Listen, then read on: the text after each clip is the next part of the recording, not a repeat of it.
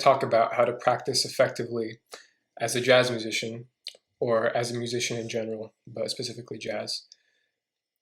It's important that we practice with intention.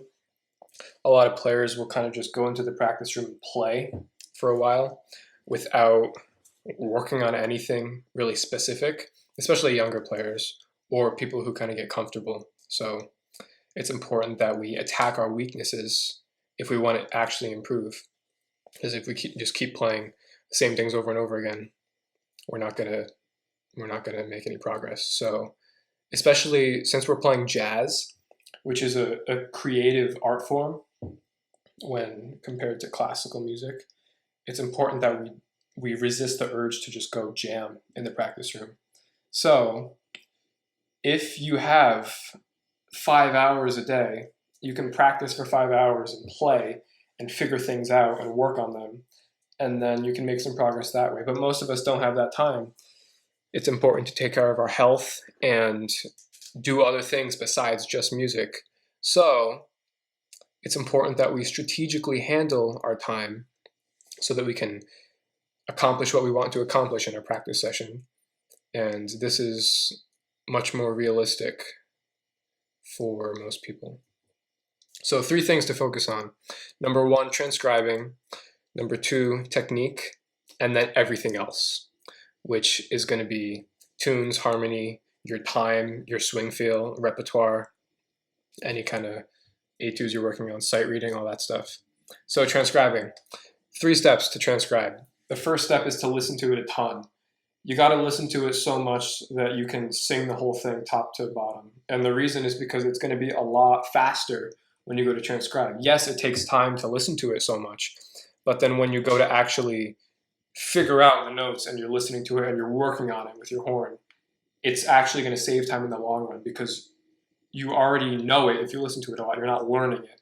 So there's a difference between transcribing something completely fresh when you haven't heard it, because then you're learning it too. And we want to do that away from the horn so that our practice can be quicker and more efficient. So after we've listened to it a ton, then we go and learn the notes. And we don't want to slow it down. Some people have differing opinions on this, but the reason that we don't slow a transcription down is because when we're transcribing, we're training our ears. And we want to train our ears to act quickly. We don't want to train ourselves to have to slow things down, because in a playing situation, you can't slow it down. We want to train ourselves to be able to react instantly and hear and understand what's going on right away. And we can practice that in our practice session by not slowing down the transcription. So you can loop it a billion times, and that's going to help a lot when you're learning like a fast line or something, but it's really helpful to not slow it down. And by slowing it down, you're only doing yourself a disservice. So keep it at full speed. And then maybe once you transcribe the whole thing at full speed, you can slow it down to work on it and maybe hear some things that you didn't hear before. Maybe if they're playing something fast, you slow it down. Some players, you can hear that their technique is kind of bad. You can hear all the little inconsistencies in the timing. Like maybe all the eighth notes aren't placed perfectly. So it's good to hear some of that, and you wouldn't hear that unless you go to the microscopic levels. But when we're learning it, we don't want to slow it down. Then after we listen to it a lot, we learn the notes and we figure that out. Then you dig into the nuances, and this is something that people skip. A lot of people will transcribe and learn it, and then they're kind of done with it. They can play it, but they just sound like themselves playing it, and they don't sound like the person they're transcribing. A large part of the whole process is learning to imitate a player, developing flexibility in your sound, and actually taking more from the transcription than just the notes. Sometimes we'll transcribe for language, and I'll talk about that in a minute, but when we're learning a solo and really digging into a player, we want to actually sound like the player, and we're not only transcribing the notes and rhythms, we're also transcribing the use of vibrato and their tone, how they manipulate it to serve the music, and your swing feel, dynamics, vibrato, all of that. And that's like the next level, the deeper level of the transcription that is important to work on.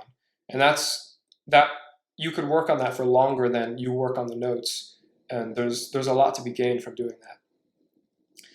So that's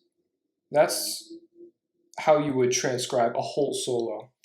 And there's value to that, but it's equally important to transcribe small snippets or segments of solos. So this is something that you can do daily, especially if you don't have time to work on a whole solo. It's very important to transcribe a small part of a solo that you really like, and then actually assimilate it into your playing immediately, so you can apply it right away. And the whole point of transcribing is so that we can get ideas and add them to our playing. And it's easier and more direct to do that with a small section than a whole solo. You can't really apply that to your playing right away, unless you're looking at an overarching concept, like maybe some kind of rhythmic thing or a harmonic device, but even that's still a specific thing. So you can transcribe a line, or you can transcribe a line and then see what harmonic device they're using and then apply that and work on playing that over tunes or over the blues. That's a great way to apply it at first. And that's as important as transcribing a whole solo. And a lot of people will kind of miss out on that starting out. And like the whole point of transcribing is to really get that language into our playing, to apply it, not just to learn how to play it. So that's an important step. And then I also wrote, transcribe things you love. When we're listening to music, we're all going to hear something occasionally that really resonates with us. And those are the things that we want to adopt into our playing, the things that really, really strike us as beautiful. And it's important that we add those to our playing. Technique.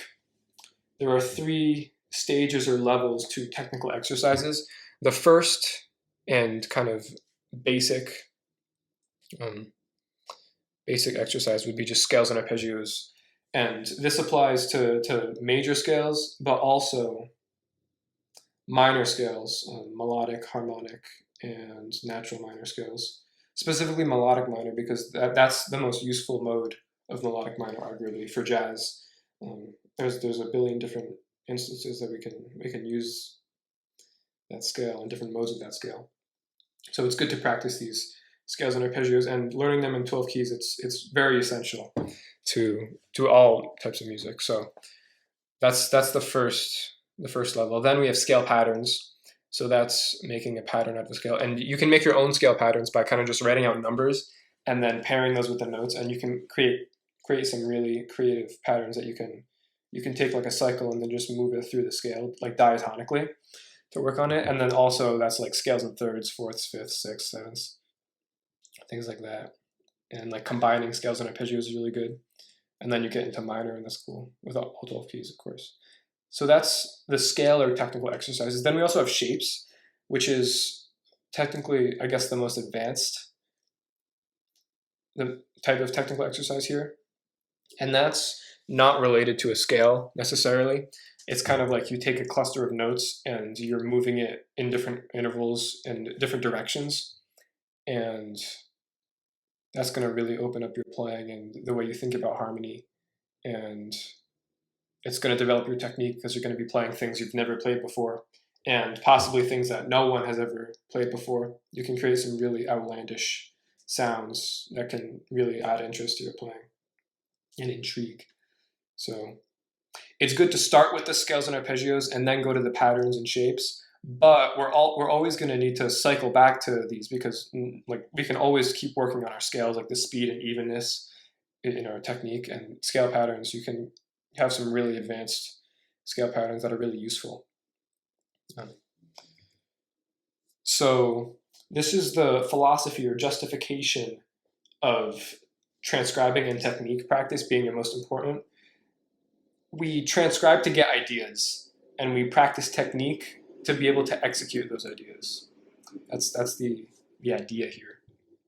So next, how do we organize a practice session with that information of how to transcribe and how to practice technique? We want to take a block of time and then cut it up to allow us to practice all of these different things in that block of time.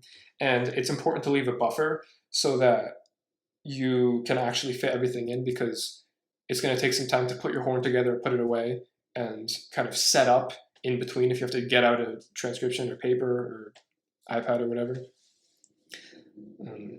So like if I had 2 hours, I would probably make a plan for an hour and a half within that 2 hours so that I have a buffer. And then also if I'm doing something and I have like I'm like 11 keys in, I can finish the pattern, you know. So that's a good way to do that. And then you're kind of easy on yourself. If you finish early, then you can chill. It's a great idea to not warm up. And the reason is that in a live playing situation, you're not able to play a bunch of long tones before you play. If you're on a gig, you're gonna hit it basically, and in a rehearsal especially. So you can practice that by not doing a warm-up routine at the beginning of your session. You can just jump right into it, and then you're practicing playing cold, which is an important skill. And if your warm-up playing is like up here and your cold playing is down here, when you practice like this, it's kind of gonna even out. This is gonna rise, and you're gonna get more comfortable playing cold if you practice it every day. And that's a really useful skill to have, especially as a sax player. It's a little different for brass because it's more taxing on the lips and embouchure especially. But it's a good thing to do whatever warm-up you would at the end of the session, so long tones for me, and any kind of tone exercise or even like a technique thing is good to have at the end. It's important to trust the plan after you write it out. So here's a sample practice session. Let's say it's like 6 p.m., right? And you want to be done at 7. This is a good way to do it. So you have an hour, but it's good to say that you have 45 minutes so that you definitely fit the stuff in. So here's an example of how you would break it up. You can take 15 minutes and transcribe a Brecker solo as an example. And then 15 minutes doing a melodic minor scale pattern, which is really applicable over many different types of chords. And then that could even be a scale pattern from the solo, right? That's a good way to kind of like make it all mesh together. And then you can take a line from the solo, like a 2/5 is really applicable, and then work on applying that to your playing. It's great to start over the blues, and then a good way that I like to practice it is to practice over old tunes or tunes that I already know, but maybe haven't played in a while. So I put some examples here. All the things you are. The song is you, triste. Some common standards. But this is a great way to refresh your old tunes and kind of like practice recalling tunes that you maybe haven't played in a while also applying information. So you're kind of killing 2 birds with 1 stone in your practice. And that's a good way to practice applying it. You can just put on a backing track and then input the line or whatever as you're playing and practice applying it, and then it's going to start to come out more naturally because you don't want to be thinking of it while you're playing in an organic setting. So, but when we're practicing, we do think about it so that it comes out more naturally. So we kind of get it ingrained. And then after those 45 minutes, we end with a long tone routine. That's a good sample practice session that is well-rounded and gets done everything that we want to accomplish in the session. Here are some kind of closing thoughts. So the whole point of this is that we can accomplish everything that we want to in our session. It's really adjustable if you have different things to shed. And it's important that you can't just shed like technique, transcribing, and something else because you're going to have like other stuff. So you want to make room for everything within this. So like you can break it up more than just in 3 ways. And that can be really useful when you have a lot of things that you need to work on to really like routinize it and then make sure you get it done. But if you don't know what to practice, these are 3 things that you can always fall back on. Transcribing, technique, and then a tune. You can always learn more tunes. You can always work on some kind of harmony, whether it's a 2/5, like a minor 2/5, or some kind of substitution. That's great as well. Even though we have this routine, it's important that we allow ourselves time to explore harmony. And that is something that lends itself better to not having a routine, which is interesting. Like it's good to have time to just kind of explore like a harmony, whether you put like a drone on or you're playing like a ballad or something, without having like a timer that's kind of like weighing on you. So it's good to make time for that too in the routine. And it's also important to just play. That can be outside of this practice session that we set up, or it can be in it. You can have like 5 minutes even. That can make a big difference in kind of like loosening your brain and getting everything together, especially at the end. Don't forget to sight read. It's a very important skill. And sax players, it's important to have doubles. So this is a great way to incorporate them. You can do like 5 minutes on flute and clarinet each, and then that's a good thing to have each day. Even if it's just one, you can alternate days too. So this is really flexible, and this is an optimized way to practice jazz, and it's very flexible for a lot of people. So thanks for watching. I hope it was helpful. Let me know if you have any questions, and see you in the next one.